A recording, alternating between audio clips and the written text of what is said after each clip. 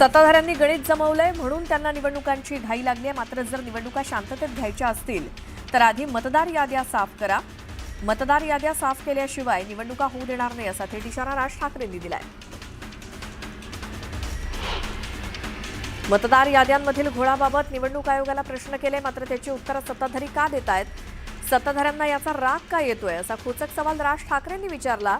तर तुम्हाला राग येतो याचाच अर्थ कुठेतरी पाणी मुरतंय असा हल्लाबोल राज ठाकरेंनी केला। खोट्या मतदार याद्यांवरनं निवडणुका होणार असतील तर हा मतदारांचा अपमान आहे। मतदान करा अथवा करू नका, मॅच फिक्स झालेली आहे। रिझल्ट आधीच ठरलाय। 232 आमदार निवडून आले तरी सन्नाटा होता। रिझल्ट पाहून मतदार तर अवाक झाले, पण निवडून आलेले सुद्धा अवाक झाले असा जोरदार हल्लाबोल करत राज ठाकरेंनी सत्ताधाऱ्यांवर गंभीर आरोप केला। पालिका आणि जिल्हा परिषद हातात आल्या तर त्यांच्यासाठी रान मोकळंच होईल। कुंपणात शेत खाते म्हटल्यावर काय करणार असा सवाल राज ठाकरेंनी उपस्थित केला। तर एकदा जमीन हातातनं गेली तर ती परत येणार नाही, त्यामुळे सतर्क राहा असं आवाहन राज ठाकरेंनी मतदारांना केलं। जवळपास 96 लाख खोटे मतदार महाराष्ट्राच्या यादीत भरलेत। प्रत्येक शहर आणि गावात खोटे मतदार यादीत भरलेले आहेत। तसंच कित्येक वर्षांपासून राज्यात मतदार याद्यांचा घोळ सुरू आहे असा गंभीर आरोप राज ठाकरेंनी केला।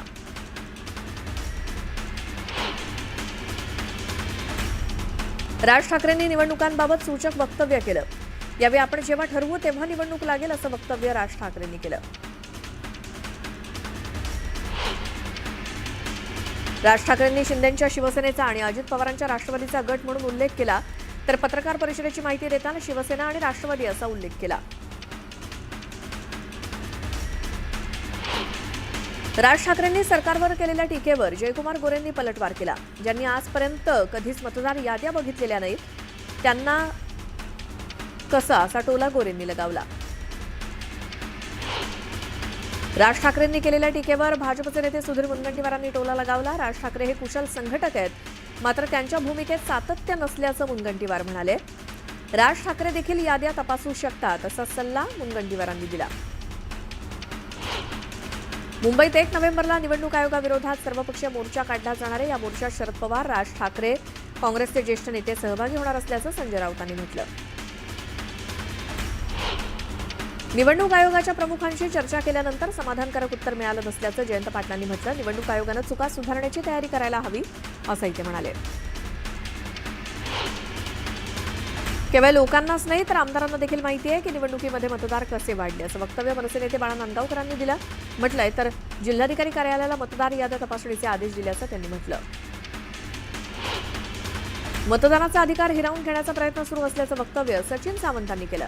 राज्य निवडणूक आयोगानं विरोधी पक्षाला किंमत दिली नसल्याचा आरोप त्यांनी केला। महाराष्ट्रामध्ये मतचोरी झाल्याचा आरोप महादेव जानकरांनी केलाय। माझ्या स्वतःच्या अक्कलकोट इथल्या उमेदवाराला स्वतःच्या गावात 0 मतदान झालं असं ते म्हणाले। येणाऱ्या निवडणुकीत समोर पराभव दिसत असल्याचं प्रवीण दरेकरांनी म्हटलं। पराभव दिसत असल्यामुळेच विरोधक रडीचा डाव खेळत असल्याचं दरेकर म्हणाले। राज ठाकरे ठरवतील तोच मुंबई आणि ठाण्याचा महापौर असेल आणि महापौर मराठीच असेल। मनसेच्या मेळाव्यात संदीप देशपांडेंनी हे वक्तव्य केलं। नागपुरात महाज्योतीच्या नवीन प्रशासकीय इमारत आणि प्रशिक्षण केंद्राचं मुख्यमंत्र्यांच्या हस्ते भूमिपूजन करण्यात आलं। कोणत्याही समाजावर अन्याय करणारे निर्णय घेतलेले नाहीत, ओबीसींवरती अन्याय केलेला नाही असं मुख्यमंत्री म्हणाले।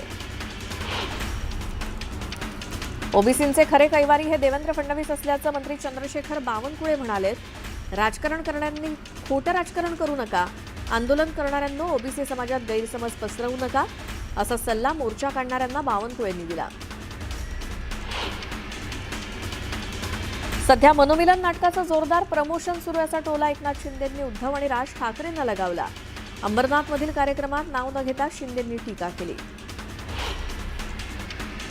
मुंबईचे माजी नगरसेवक सगुण नाईक यांनी शिवसेनेत प्रवेश केलाय। उपमुख्यमंत्री एकनाथ शिंदे यांच्या उपस्थितीत सगुण नाईक यांच्यासोबतच शिवसेना ठाकरे गटातील मुंबईतील कार्यकर्त्यांनी हाती शिवबंधन बांधलंय। भंडाऱ्यात भाजपला पुन्हा एकदा दणका बसलाय। तुमसर येथील भाजपच्या जिल्हा उपाध्यक्षा कल्याणी भुरे यांनी आज शिवसेनेत प्रवेश केला। आमदार नरेंद्र भोंडेकर यांना विकास कामात मदत करणार असल्याचं त्यांनी सांगितलं। शेतकऱ्यांच्या कर्जमाफीवरनं रविकांत तुपकरांनी सरकारवर टीका केली. शेतकऱ्यांची दिवाळी अंधारात चालली असल्याचं त्यांनी म्हटलं. दिवाळीपूर्वी शेतकऱ्यांना मदत मिळाली नसल्याचं म्हणत बोलाचाच भात आणि बोलाचीच कडी असल्याचं त्यांनी म्हटलं. कुणाला खुमखुमी असेल तर आपला धनुष्यबाण कसा चालतो हे दाखवून देऊ, शिवसेनेचे नेते उदय सामंत यांनी हे वक्तव्य चिपळूणमध्ये केलं. शेती व्यवसायात सुद्धा AI तंत्रज्ञानाचा वापर करण्याचं आवाहन शरद पवारांनी केलंय. अहिल्यानगर येथील अंबिका विद्यालयातील नूतन इमारतीच्या उद्घाटन सोहळ्यात त्यांनी हे वक्तव्य केलं. दिवा शहरात भाजपनं लावलेल्या बॅनरची चर्चा होते. भाजपनं आता वेळ आली आहे या कार्यसम्राटांना फाटकी शाल आणि नाचलेलं श्रीफळ देऊन घरी बसवण्याची, अशा आशयाचे बॅनर लावत अप्रत्यक्षपणे शिवसेनेला डिवचलंय. बदलापूर पालिका निवडणुकीच्या पार्श्वभूमीवर खोट्या कागदपत्रांच्या आधारे अनेक बोगस मतदारांची नोंदणी करण्यात आली आहे. पालिका हद्दीत नसलेले ग्रामीण भागातले मतदार पालिका निवडणुकीत बोगस मतदानासाठी आले तर त्यांचे हातपाय आम्ही तोडू अशी धमकी शिवसेना शहर प्रमुखांनी दिली. खोटी माहिती देत जाणीवपूर्वक खोटा गुन्हा दाखल केल्याचा दावा पूजा खेडकरचे वडील दिलीप खेडकरांनी केलाय. अपघातानंतर ट्रक चालकाला सोडून दिलं तरी काही तासात त्यांच्या विरोधात अपहरण आणि खंडणीचे खोटे गुन्हे दाखल केल्याचं खेडकर म्हणाले. पुण्यातील शनिवारवाड्यातील व्हिडिओ भाजप खासदार मेधा कुलकर्णींनी ट्विट केलाय. शनिवारवाड्यात नमाज पठण केल्याचा आरोप कुलकर्णींनी केला. तर मेधा कुलकर्णी आणि पतित पावन संघटनेनं शनिवारवाड्याजवळ आंदोलन केलं. नमाज पठण करणाऱ्यांवरती कारवाई करण्याची मागणी कुलकर्णींनी केली.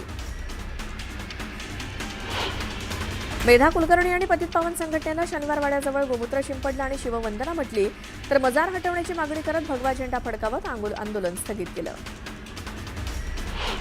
भाजप खासदार मेधा कुलकर्णींवरती गुन्हा दाखल करा, भाजपनं मेधा कुलकर्णींना आवरावं अशी टीका राष्ट्रवादीच्या नेत्या रुपाली पाटील यांनी कुलकर्णींवरती केली.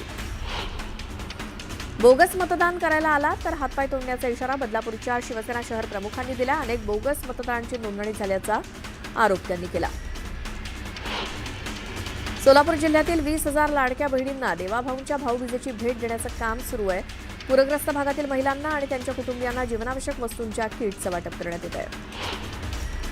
दिवाळीच्या निमित्तानं सांगलीमध्ये एक दिवा सैनिकांसाठी हा अनोखा उपक्रम मोठ्या उत्साहात पार पडला. वीरपत्नी आणि माता यांच्यासोबत दिवाळी साजरी करावी या संकल्पनेतनं जिल्हाधिकारी अशोक काकडे यांच्या माध्यमातून हा उपक्रम राबवण्यात आला.